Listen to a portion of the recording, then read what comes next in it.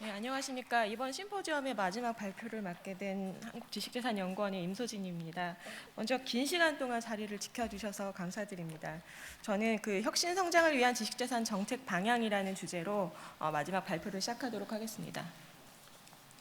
발표의 순서입니다. 먼저 경제 성장에 있어서 지식재산의 중요성과 우리의 현주소를 짚어보고 여러 실증 연구 결과에 나타난 지식재산 활동의 산업적 특성, 그리고 마지막으로 혁신 성장을 위한 앞으로의 지식재산 정책 방향에 대한 제언, 이 순서로 발표를 진행하도록 하겠습니다. 네. 먼저 여러분이 잘 알고 계시다시피 그 국가의 경제 성장에 있어서 지식재산은 매우 중요한 팩터 중 하나라고 강조되고 있습니다. 지식재산권이라는 것은 혁신의 주요한 결과물인 동시에 이것을 성공적인 사업화로 연결시키는 다리 역할을 하는 중요한 수단이기 때문입니다. 많은 실증 연구에서도 그 특허의 양과 질이 국가 GDP 성장에 미치는 영향을 분석한 결과들을 보여주고 있고, 특히 이러한 영향은 최근 더 강해지는 것으로 나타나고 있습니다. 지식재산을 평균보다 더 많이 보유한 산업으로 정의되는 지식재산 집약 산업이 국가 GDP와 고용에서 차지하는 비중도 계속 증가하고 있습니다.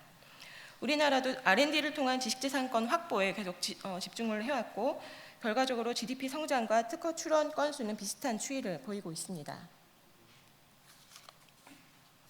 이와 같이 경제 성장에 있어서 지식재산이 중요한 팩터로 강조되고 있는 것은 노동과 자본의 투입이 제한적인 상황에서 국가의 경제 성장을 좌우하는 것은 기술과 지식의 축적을 통한 한계 생산성의 증가이기 때문입니다. 즉 노동력과 자본의 투입 외에 기술과 지식이 축적되고 활용될수록 한계 생산성이 개선돼서 궁극적으로는 국가 경제의 지속적인 성장이 가능하게 됩니다. 여기서 기술과 지식의 축적이 한계 생산성 증가로 이어지기 위해서는 지식재산의 역할이 매우 중요하기 때문에 주요국에서는 지식재산에 기반한 성장 전략을 수립하고 있습니다. 특히 4차 산업혁명이라고 이제 많이 불리는데요. 현재 그 경제 환경에서는 창의적 비즈니스 모델을 가진 스타트업이 두각을 나타내고 있는데, 이러한 스타트업의 성장에 있어서 특허는 특히 더 중요합니다. 이것은 별다른 트랙 레코드가 없는 스타트업에게 그 IP는 기술과 브랜드를 보호하기 위한 그런 수단뿐만이 아니라 투자 유치, 기업 상장, 인수합병을 촉진하는 매우 중요한 자산이기 때문입니다.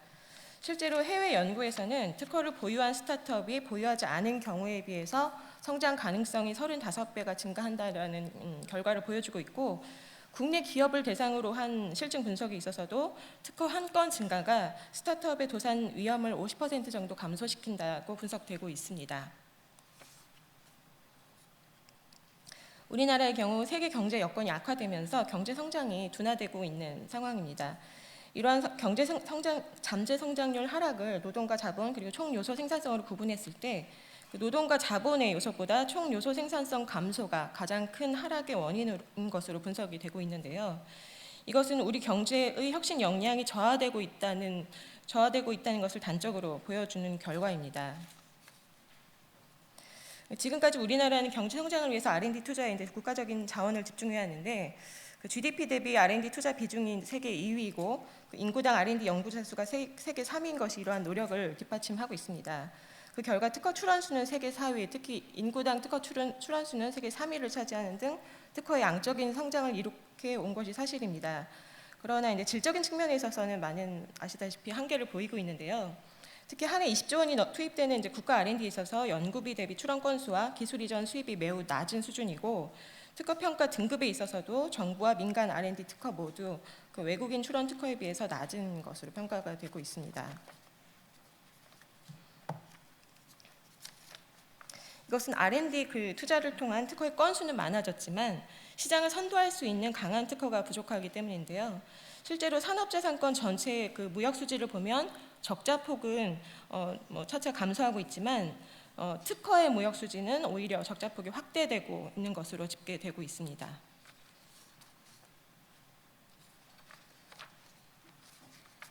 이러한 상황에서 지금은 그동안의 양적 성장 위주의 지식재산 정책에서 나아가서 정책의 효과성 제고를 위한 정책 패러다임 변화가 필요한 시점입니다. 지금까지 지식재산 정책은 공급자 중심의 창출, 보호, 활용 전략에 집중했고, 이러한 지식재산 제도와 정책은 전 산업 분야에 일괄적으로 적용돼서 정책 수요에 대한 산업별 차이를 반영하는 데 많은 한계를 보인 것이 사실입니다. 그런데 많은 연구에서 논의되는 것처럼 부가가치 창출 극대화를 위한 지식재산 정책은 혁신의 특성을 반영해서 산업별로 차별적으로 이제부터는 설계되어야 할 필요가 있습니다. 실제로 특허 제도가 혁신에 미치는 영향은 기술별로 큰 차이를 보이고 있습니다. 예를 들어 트립스 협정으로 인한 특허권 강화는 IT 분야에서는 기술 혁신에 긍정적인 영향을 주지만 BT 분야에서는 R&D가 이제 감소함으로써 오히려 기술 혁신을 저해한다는 그런 상반된 연구 결과가 있습니다. 실제로 혁신의 전유 수단은 산업별로 큰 차이가 있는데요. 음식료품이나 반도체 산업의 경우 기술을 보호하는 데 있어서 특허보다 다른 보호 수단이 더 많이 활용되고 있는 것으로 조사되고 있습니다. 이것은 산업의 경쟁 구조와 기술 성숙도, 혁신의 비용, 기술 진보의 폭이나 기술 수명 등에 따라 기업의 기술 보호 전략이 크게 달라지기 때문입니다. 특허가 기업의 생존에 미치는 영향도 산업별로 다르게 나타나는 것으로 분석되고 있습니다. 국내 11만 개 제조업 기업을 대상으로 분석한 결과 특허 한 건 증가가 그 기업의 도산 위험을 맞추는 효과는 창업계에서 가장 크고 성장 단계가 높아질수록 그 효과는 감소하는 것으로 나타났는데 이러한 영향은 화학과 전자, 기계, 자동차 제조업 등 비교적 기술 집약 산업에서만 통계적으로 유의미한 것으로 분석되고 있습니다. 그리고 특허 라이선스 계약에서도 산업별 차이를 크게 보여주고 있는데요. 보시는 것은 국내 그 기업 간 라이선스 계약 1053건을 분석한 결과를 요약한 표입니다. 그 건설업의 경우는 조사된 라이선스 건의 42% 정도를 차지할 정도로 라이선스가 활발하게 이뤄지고 있는데 라이선스 계약 기간이 평균 3.6년으로 비교적 짧고 그다음에 전용 실시권보다는 통상 실시권으로 계약되는 경우가 일반적인 것으로 조사되었습니다. 그리고 실시 범위를 제한한 비중이 타 산업에 비해서 높게 나타났습니다. 그 화학 산업은 독점적 특허 전략을 통해 얻을 수 있는 이득이 큰 산업으로 전용 실시권으로 계약한 비중이 제일 높고, 그다음에 라이선스 계약할 때 이제 특허 비침에 대한 특허 보증 조항을 규정한 경우가 타 산업에 비해서 높은 것으로 조사되었습니다. 의학 산업 역시 이제 독점적 특허 전략이 좀 중요한 산업인데요. 그래서 전용 실시권 계약 비중이 좀 높았고, 기술 수명이 긴 특성으로 인해서 특허권 만료 시까지로 계약한 비중이 타 산업에 비해서 높았습니다. 그리고 이제 특정 기간을 설정한 경우는 평균 계약 기간이 10년으로 가장 길었습니다. 그리고 로열티 산정 기준이 매출액인 비중이 94%로 가장 높았는데요. 이거는 의약 제품 매출액에서 특허가 차지하는 비중이 상대적으로 명확하다는 것을 의미하는 결과입니다. 또한 특허 보증이나 면책, 그다음에 실시로 불반한 조항 등 향후 분쟁에 대비한 사전 합의 규정을 둔 비중이 높았는데 이거는 의학 분야에서 관련 분쟁 위험이 높다는 것을 보여주는 결과입니다.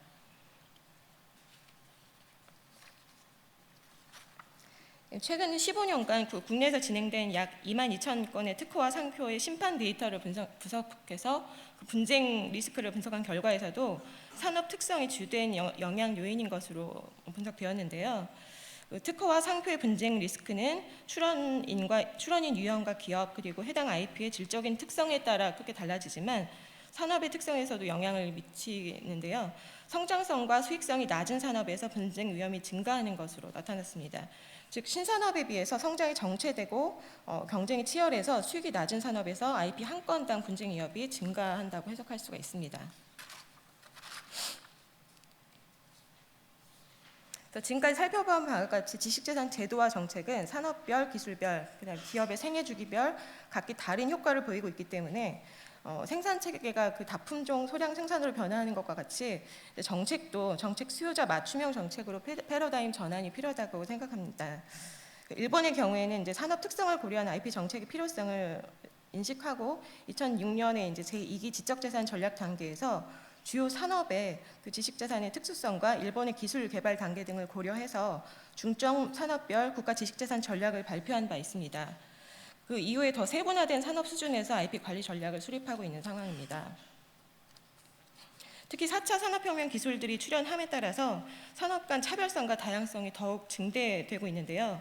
이러한 기술 환경에서 IP 정책 효과성을 높이기 위해서는 산업 특수성과 다양한 정책 수요에 따른 맞춤형 IP 정책 설계의 필요성이 더욱 크다고 할 수가 있습니다.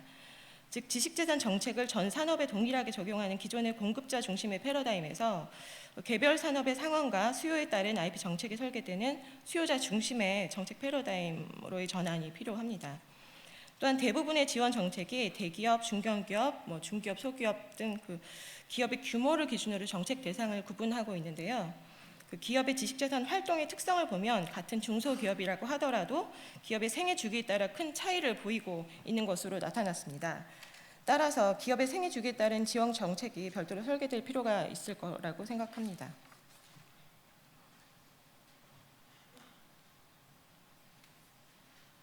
네, 이것을 위해서는 먼저 이렇게 산업별 혁신과 시장 특성을 분석해서 각 산업과 기업 단계에 최적화된 정책에 대한 검토가 선행되어야 합니다. 이때 그냥 우리나라의 경우는 크게 이제 통계 수치에 많이 의존하는 경향이 있는데요. 이런 단순한 통계 수치에 근거한 현황 분석에서 이제 좀 나아가서 기업의 심층 사례 연구를 통해서 그 산업별, 기업 생애주기별로 발생할 수 있는 다양한 IP 이슈와 그에 따른 정책 수요를 도출할 필요가 있습니다. 마지막으로 IP 정책은 단독으로 그 효과성을 높이기 어렵기 때문에 그 산업, 무역, 금융, 조세 등 관련 정책과 연계돼서 설계되고 집행되어야 하는데 현재 IP 거버넌스 구조는 많은 한계가 있는 것이 사실입니다. 국가지식재산위원회는 이렇게 범부처 IP 정책을 총괄하는 역할을 담당하고 있지만 실질적인 그 권한이 부족해서 이러한 역할을 수행하는 데 많은 어려움이 있어서 앞으로는 국가 IP 정책에 있어서 이제 실질적인 권한과 정책 총괄 기능을 대폭 확대하는 방향으로 IP 거버넌스의 체계를 강화할 필요가 있다라고 말씀드리겠습니다. 이상으로 발표를 마치겠습니다. 감사합니다. 네, 어려운 내용을